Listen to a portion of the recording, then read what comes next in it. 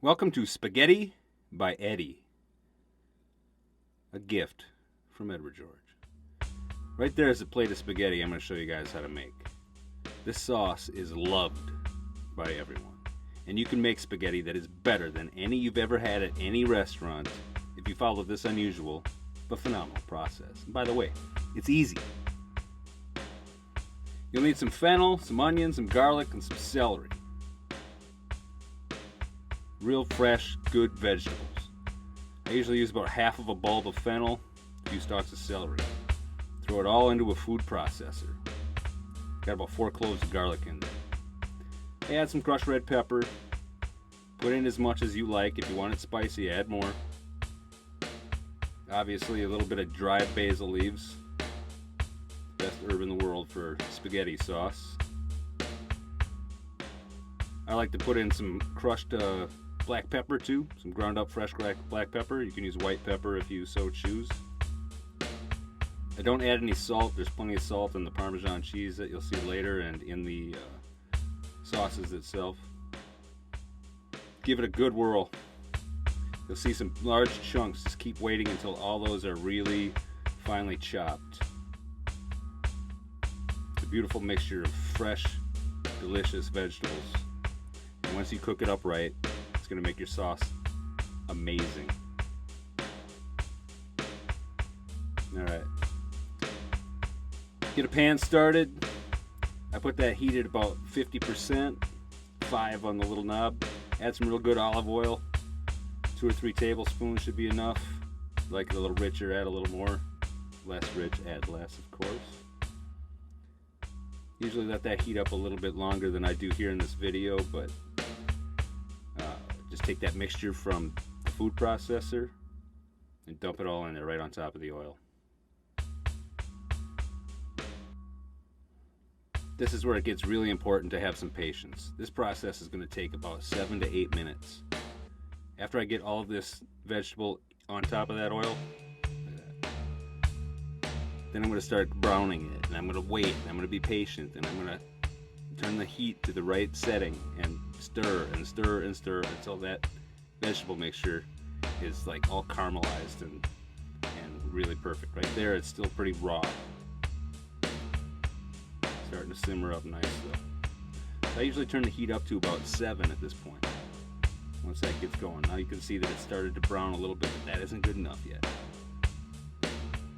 Still cooking. Stir it up. Steam hit the camera there.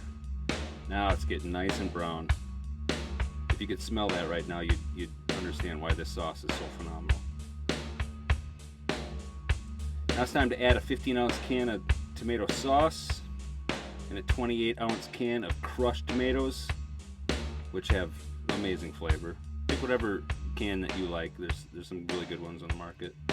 I like to put all that stuff right back in the food processor there. Don't forget the blade, of course.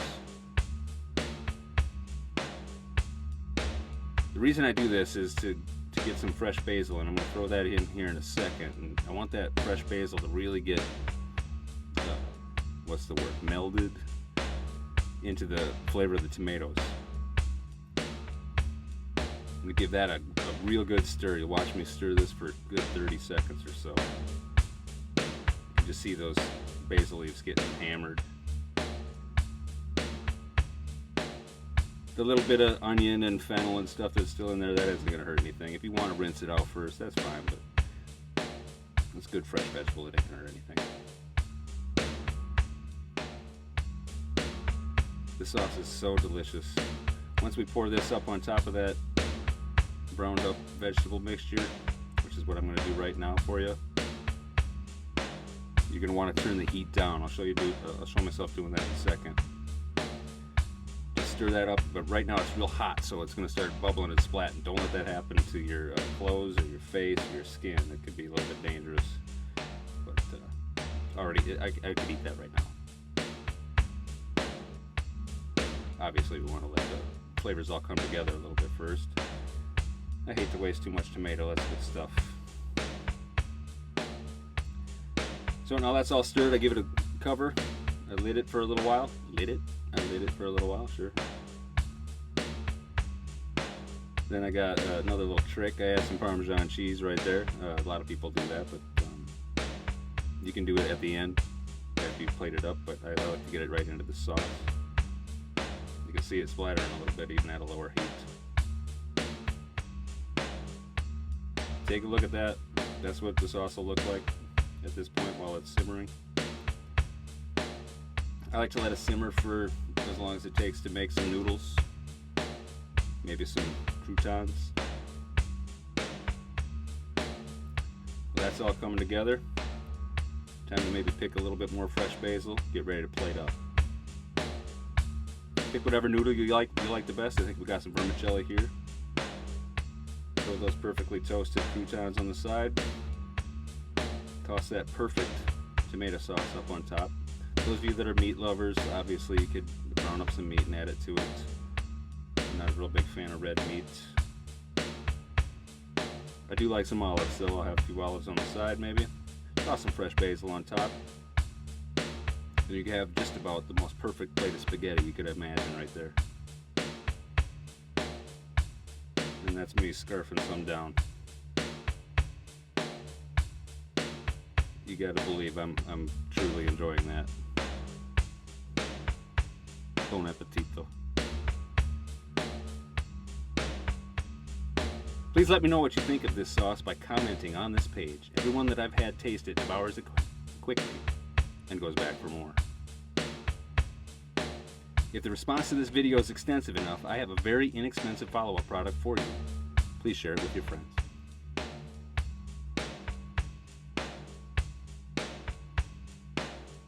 Thanks for watching.